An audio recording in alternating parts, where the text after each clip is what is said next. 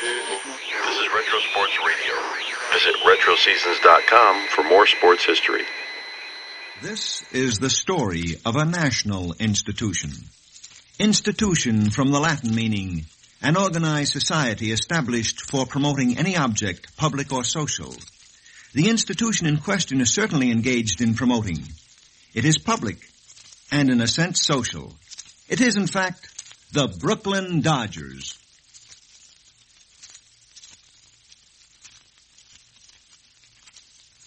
A professional baseball team is a collection of muscular young men with an assortment of skills of strength and coordination who, dressed in knickerbockers, perform their duties daily in the public view.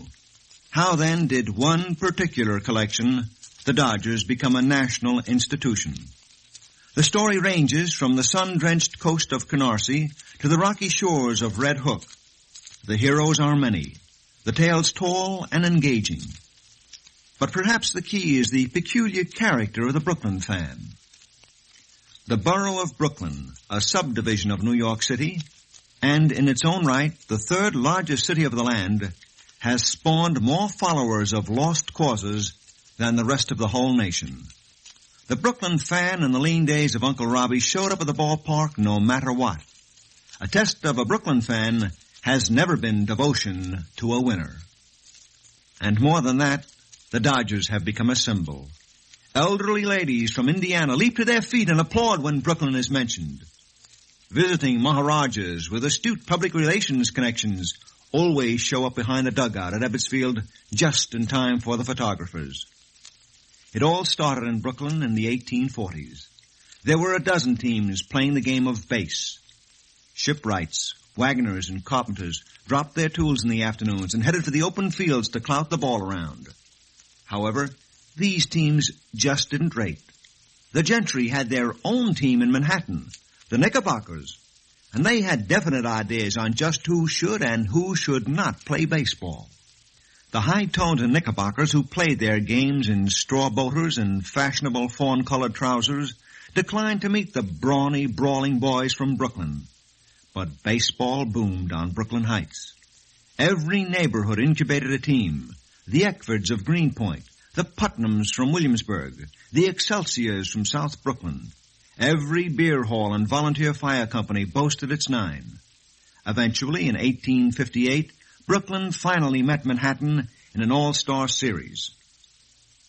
In the 1860s, a gentleman named William Arthur Cummings, hurling for the Brooklyn Stars against the Brooklyn Atlantics, startled the opposing batters, echoed by ball players ever since, including the traditional rookie who wrote, "Dear Mom, I'll be coming home soon." They're starting to throw curved balls. The present Brooklyn team was founded in 1883 by a trio of Charlie Byrne Real Estate, Joseph J. Doyle Boniface of a thriving gambling house in Lower Manhattan, and Ferdinand Abel, major domo of a palace of chance on Narragansett Pier. It was at this point that the team became known as the Dodgers, the Trolley Dodgers, in honor of the spiderweb of streetcars that tangled downtown Brooklyn. The name has varied, but the essence of Brooklyn baseball remained. Whether the Dodgers, the Superbers, the Bridegrooms, or the Robins, the Brooklyn baseball team has always been interesting. The first year they played in the National League under William H. McGonigal, they won the pennant. In 1883, a young man joined the club in the capacity of executive. Versatile young man was Charles Hercules Ebbets, who worked his way up through the front office organization, acquired a small portion of the stock, and became eventually president of the club.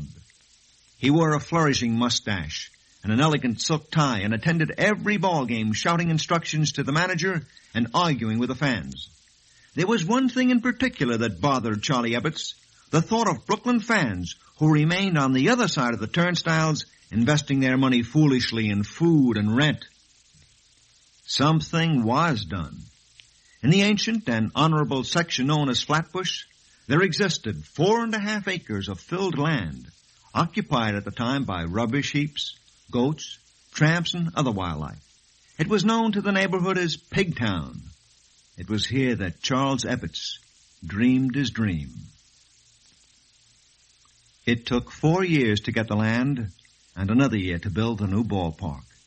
In 1913, their first game was played in the new home of the Dodgers, Ebbets Field. In that first game, there was an outfielder who made a sensational catch of a hard-hit ball, a young man named Casey Stengel, who returns this week to Ebbets Field under slightly altered circumstances as manager of the New York Yankees. There were many heroes in those early days. Willie Keeler, who hits 'em where they ain't. Nap Rucker, who beat the Giants enough to keep the spark of hope alive in the Brooklyn breast. And then, in 1913, Uncle Robbie came to Brooklyn. Wilbert Robinson, a good ball player on the old Baltimore Orioles, he won lasting fame as the manager of the Dodgers. Robbie was a shrewd handler of pitchers under John McGraw. He had a theory. In 1916, the Dodgers, with Uncle Robbie at the helm, won the pennant, only to be mauled by the Red Sox 4 games out of 5 in the series. In the second game, a young Boston left-hander beat Brooklyn, beat him 2-1, a promising pitcher named Babe Ruth. It was about this time that the legend of the Dodgers began to emerge. Perhaps it was the personality of Uncle Robbie. Perhaps it was the collective character of the team. But a definite pattern began to emerge. There was a time in spring training in Florida when Robbie and the boys got into an argument. And so, in the middle of the afternoon, Uncle Robbie stood on the ball field, glove in hand, waiting for his rendezvous with destiny. Nobody ever proved it on Casey, but next spring Robbie traded him to Pittsburgh. These were the years of Zach Wheat and Dazzy Vance, and a rough spitball pitcher, Bertie Grimes. The turnstiles were clicking merrily, and about this time 2 things happened to the Dodgers. Babe Herman and the 3 men on third base. Herman was a strong young man who was, to sum it up, erratic in the field and on the base paths. It all happened in a Sunday game with the Boston Braves. Otto Miller, a coach in the casual manner of the Brooklyn bench, volunteered to coach the 7th inning in place of O'Neill, who was bored by the lack of traffic at third. The bases were loaded. At bat, Babe Herman. The pitch came in high and fast.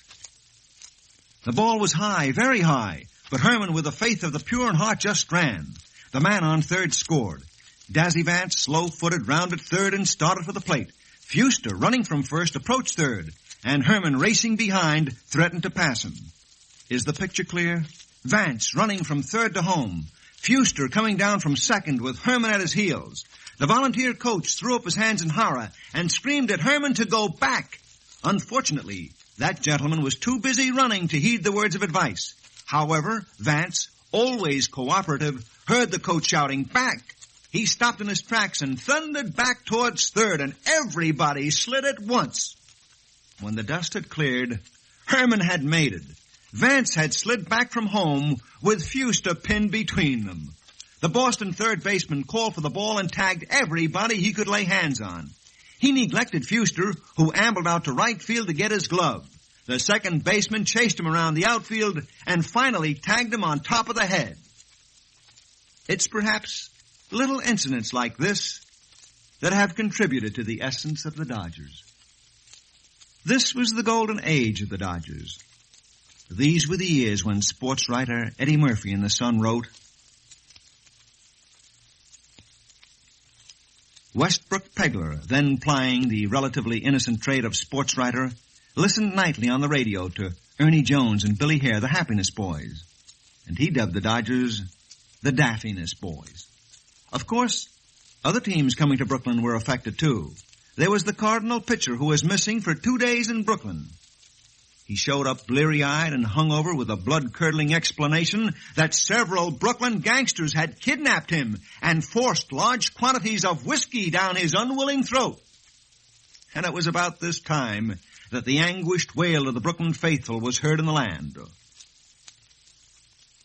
Time was running out for Uncle Robbie. Occasionally, when a team is in the doldrums for a number of years, a desperate management will try to hand the fans a new manager instead of a new team. And so an era closed, and Uncle Robbie had to go. The new manager was Max Carey, and some of the other faces were new, too. Hack Wilson, Lefty O'Doul, Ernie Lombardi, Van Lingle Mungo. And then the winter, Bill Terry, manager of the New York Giants, made a remark which was to echo in the halls of Flatbush. They asked him how he thought the Dodgers would do that year.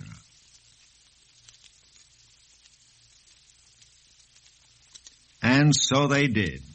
In the last 2 games of the series, from their vantage point at the tail end of the league, the Dodgers, with the fans echoing Terry's unfortunate remark, blew the Giants right out of the pennant by taking 2 straight.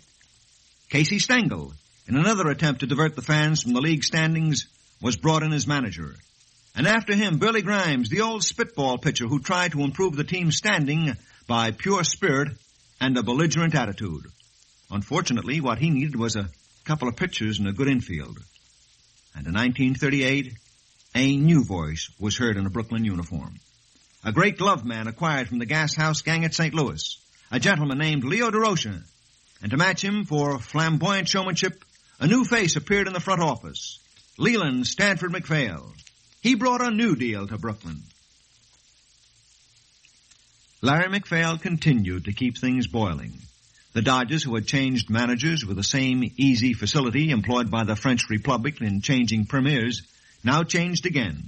The new incumbent, Leo Durocher, worked the Dodgers up to third place. New faces appeared at Ebbets Field.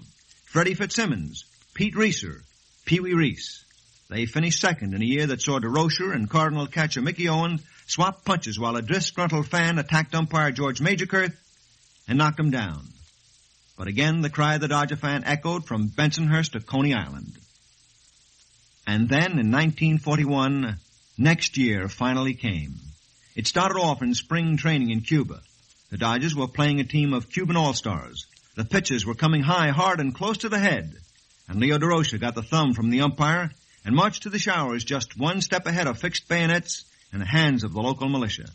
The pennant race went right down to the wire. The tension of the last few games produced fistfights, beanballs, and an assault with furniture on the umpire's dressing room at Forbes Field in Pittsburgh. Finally, the Dodgers clinched the pennant in Boston. The Yankees, starting a habit they continued in recent years, beat the Dodgers in the series. But the good time had arrived. The Daffiness days were gone. Brooklyn had a top club.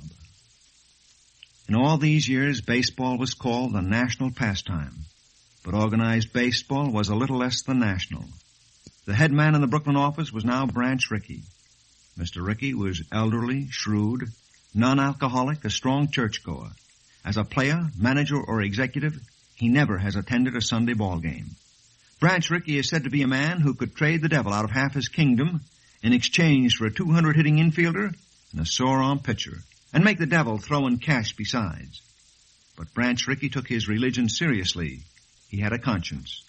And so quietly his scouts went out through the Negro Leagues, looking for the player who would be the best man to break the line. And finally, Jackie Robinson was signed to a Brooklyn farm contract at Montreal. He tore up the International League and came on to Brooklyn. Everybody knows the story after that. Meanwhile, Mr. Durocher had his troubles with the commissioner's office and ended up sitting out the season while stand-in Barney Schotten led the boys to another pennant. And now the skipper is Charlie Dressen. His shrill whistle from the third base coaching line rises over the roar of the crowd. On the field and in the clubhouse, Chuck Dressen is top man. He leads the greatest team in Dodger history.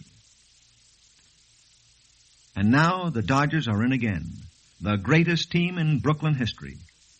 Pee Wee Reese still the master at shortstop. Big Gil Hodges on first. Junior Gilliam, the rookie, on second. And Roy Campanella in his greatest year behind the plate. Snyder and Furlow filling out the outfield. Preacher O and Carl Erskine at the head of the pitching staff. It's a great team, but that isn't all. The Dodgers are a business. They have stock like the gas company. They're a professional ball team like the rest of the league. They own real estate, and they're not in business for their health. But above it all, there is something else. Something that can't be explained as showmanship or the workings of a good press agent. Perhaps when you get right down to it, it's the fans. And if they do, they will be rejoicing in Brooklyn, across the country and around the world. And if they don't, well... And that's our salute to the Brooklyn Dodgers. And that's our final program in the summer series of the All-American Sports Show. Until we meet again, sometime, somewhere, somehow, this is Joe Hassel saying so long.